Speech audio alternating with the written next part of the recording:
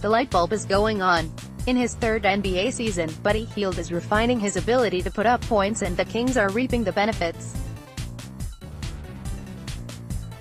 Hield came into the league as a pure scorer. It's taken time for him to acclimate to the quickness and length of NBA players, but he's rolling now, and coach Dave Joerger is giving him the green light.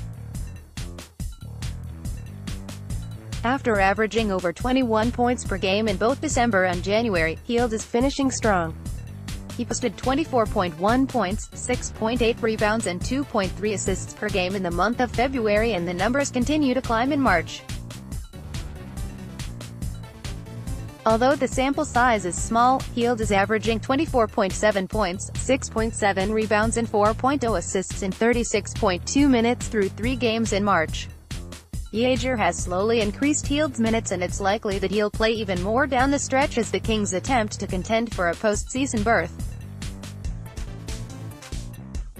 There are 2 key areas where Hield has improved as a scorer. First, Hield is getting to the line, and secondly, he continues to hoist three-pointers at a record-breaking pace. Last season, Hield shot 81 free throw attempts in 80 games. He had 43 games where he didn't attempt a single free throw. For a player with elite scoring ability, that is completely unacceptable. Hield showed improvement through the first 4 months of the season, but for a player averaging over 20 points per game, the numbers still weren't where they should be. In the month of January, Hield averaged just 1.2 free throw attempts per game, but that number has jumped in both February and early March. Hield made it to the line for 4.5 attempts in February, and he's already attempted 25 free throws through 3 games in March. Hield is 27 for 27 over his last 4 games for an average of a little less than 7 attempts per game, and he has a streak of 28 consecutive makes. While Hield is getting to the rim and drawing fouls in the lane, he's made the most strides on the perimeter. Over the Kings' previous 4 games, Hield has been fouled shooting a three-pointer 5 times. Hield is looking for the foul. He's getting his defender out of position and making sure the officials see the contact. In previous seasons, Hield has shied away from contact in these situations, but not anymore. The former Oklahoma Sooner star can continue to improve in this area. He's pushed his season average to 2.5 free throws per game, where he's shooting an outstanding 87.6%. In addition to getting to the line, Hield has become a juggernaut from behind the arc. He has increased his volume of three-pointers from 5.1 attempts last year to 7.6 this season. He has also improved his percentage from 43.1% to 44.2%. Hield is now on pace to hit nearly 277 three-pointers this season. If he continues at his current clip, he still has a shot at surpassing Damian Lillard's NBA record of 599 made three-pointers through the first 3 years of his career. Related, here's how the Kings still have path to the NBA playoffs. At 216 three-point makes this season, Hield is just 24 away from the Kings' franchise record of 240, set by Peja Stojakovic during the 2003-04 season. Coming into the season, there were questions as to whether Hield had hit his ceiling. Through 64 games, Sacramento's starting shooting guard has not only crushed expectations, he continues to improve in crucial areas, and the numbers suggest there is still room for improvement. Sacramento's the Kings were never going to go 20-0. Every team loses games down the stretch. It's the way the schedule works. It's the way the NBA works. With another heartbreaking loss Wednesday evening, the Kings' chances of making the postseason took a hit, but more like a knockdown in the third round of a 12-round fight than a KO. Sacramento wasn't expected to beat the Celtics, even with Kyrie Irving sitting out. Just like they weren't expected to beat the Nuggets, Warriors, Bucks and Clippers. If they are going to make up ground on the San Antonio Spurs, they need to steal a game or two from the tough game category. But with 18 games remaining on the schedule, there is still a path to the postseason for Sacramento. The next 4 games the Kings hit the road for a 4-game trip beginning Saturday in New York. While they beat the Knicks on Monday, this game has a scheduling challenge the Kings will need to overcome. The game is slated for a 9 a.m. PT start. Regardless of time, it's a must-win for Sacramento. Following the battle at Madison Square Garden, the Kings hop on a short flight to Washington where they'll face a struggling Wizards team. Like New York, this is a must-win game against a team that currently sits 10 games under .500.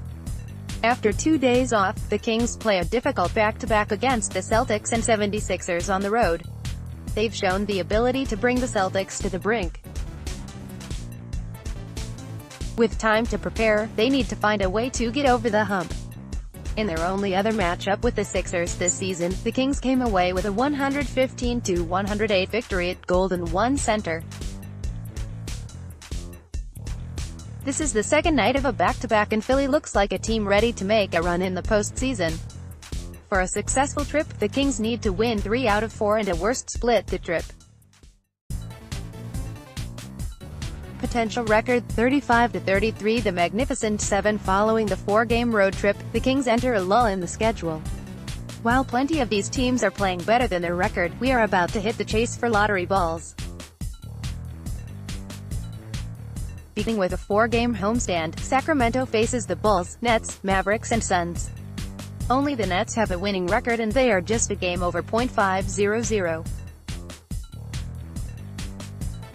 Chicago is 6-4 over their previous 10 games and the addition of Otto Porter is a good fit, but this is a stretch where the Kings need to ride the home crowd and come away with 4 victories. Following the game against the Suns, the Kings play the next night in Los Angeles against the Lakers. 2 weeks ago, this game would have had major implications for both teams. Now the Lakers have fallen in the pit of despair. Sacramento travels to Dallas and then New Orleans.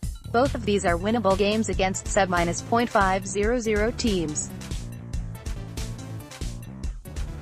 If ever there was a chance for a late-season, 7-game win streak, this is it. If the Kings falter in even one of these games, the road to the playoffs becomes treacherous at best. Potential record, 42-33 41st-34 The stretch following the 7 crucial winnable games, Coach Dave Joerger and his staff will face an impossible decision. They'll hit Houston, followed by a back-to-back in San Antonio. Sacramento's lost both matchups this season to the Rockets by a combined 46 points. It's a tough matchup to say the least. Joerger could see how his team comes out early and if it goes south in the first 24 minutes, pull the plug. He could also rest his starters for the next night in what could prove to be the biggest game of the season.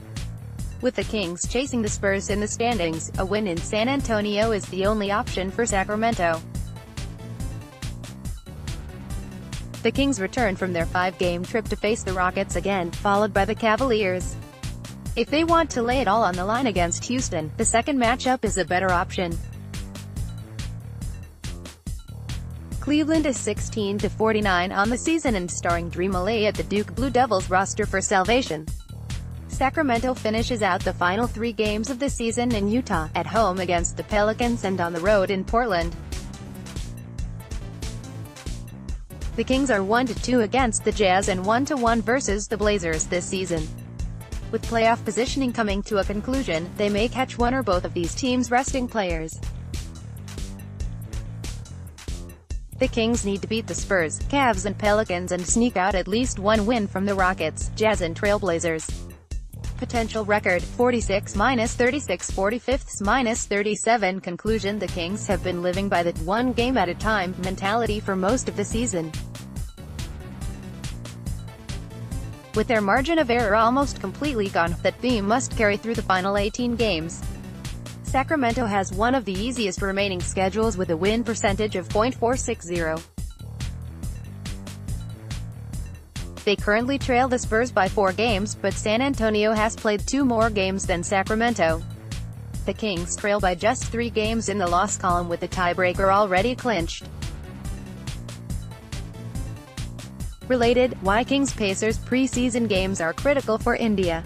It won't be easy, but if the Kings take care of the games they should win, beat the Spurs in San Antonio and steal a game or two from other playoff-bound teams, they still have a shot to make the postseason. They could use a little help from the Spurs, who have rattled off 4 straight wins. The Clippers could fall on hard times as well, but they hold a tiebreaker over the Kings, so Sacramento would need to finish with a better record. Mumbai, India. In a country where cricket is king, the NBA is trying to force its way into the national conversation. The sport rapidly is becoming more popular in a country of 1.36 billion people, and one of the main reasons behind that is NBA India's Vice President and Managing Director Yannick Kalako. Kalako oversees the junior NBA program in India and the NBA Academy in Noida, a city near the Indian capital of Delhi. Now, he's in charge of putting on 2 pre-season games in Mumbai, the entertainment and financial hub of India. This past December, the NBA announced that the Sacramento Kings and Indiana Pacers would play 2 games at the NSCI Dome in Mumbai on October 4 and 5. We've obviously been investing significantly over the last 6 or 7 years in grassroots, developing a fan base, our academy, our junior NBA program, Kalako told NBC Sports California during an interview at the NBA India office in Mumbai on Feb. 21. And we kind of figured a year back that we had reached that point where we believe we needed to actually bring the physical property to the market to kind of accelerate that growth further. While an NBA Asia official would not divulge how much money has been invested in India, the junior NBA program has reached more than 10 million Indian youth since its inception in 2013. The NBA Academy in Noida currently has 24 live-in prospects. Kings owner and Mumbai native Vivek Ranadive had been working to get games in his home country ever since he purchased the team in 2013. Soon after he became the owner of the team, he made a trip to India with new NBA Commissioner Adam Silver. At the time, Silver promised Ranadive that there would be games in India. 4 years later, Silver came through on his promise. The game is obviously a part of this multi-pronged strategy of ours, building the game of basketball and the NBA brand, Kalako said. It's an important part, but it's one part. Since Vivek and Adam came here 4 or 5 years ago, we've been looking at saying, what can we do to help us grow that foundation and base of the game? You make those choices and say, keep investing. We've been investing significant resources over the last 5 or 6 years. This is the culmination of all that. While the 2 games will be played in Mumbai, Kalako acknowledged that Delhi, Kolkata and Hyderabad were also considered. Those cities will be options if India is chosen to host future games. We'll look at how this does and then figure out our next step on it, Kalako said. We evaluated multiple cities, so we believe there are multiple cities in India capable of accommodating pre-season games like this, but don't expect those future games to be played during the regular season. While the NBA scheduled 2 regular season global games apiece in London and Mexico City this season, with the amount of travel involved, it's difficult for the NBA to send regular season games to Asia. The last time regular season games were hosted in Asia was 2003 when the Clippers and Sonics played 2 games in Japan. We think that, for India, doing these pre-season games is the most optimal use, given that there's a long distance of travel, Kalako said, and also, the teams will also get to spend substantial time in market because it's the pre-season, which I don't think would be possible if you were doing regular season games. The games themselves aren't the only reason the players are in India. Mumbai is a city rich with culture and is a place not many, if any, of the NBA players have ever experienced. It's a very important part, I think, of these global games, Kalako said, is that the players not only experience the culture, but contribute and be a part of it, to the extent possible. But the NBA India officials in charge of the trip don't plan to jam as much into the schedule as possible. They are aware that the teams are preparing for the regular season, so they need time to practice and work out. But they still want the players to feel like they got to truly see what Mumbai has to offer when they head home. It's not about trying to get them to do 100 things and them not appreciating anything because you're so tired, Kalako said. The important thing, as we want the fans to have a great experience, we want to make sure our players also have a great experience on their trip. Unless both the Kings and Pacers sign several older free agents this summer, they will be sending young teams to Mumbai in October. The average age for the 10 Kings players under contract for the 2019-20 season is 23.8. For the 7 Pacers players under contract, the average age is 23.1. The trip to India will be an eye-opening experience for all involved, and Kalako hopes the players take a lot away from what they see.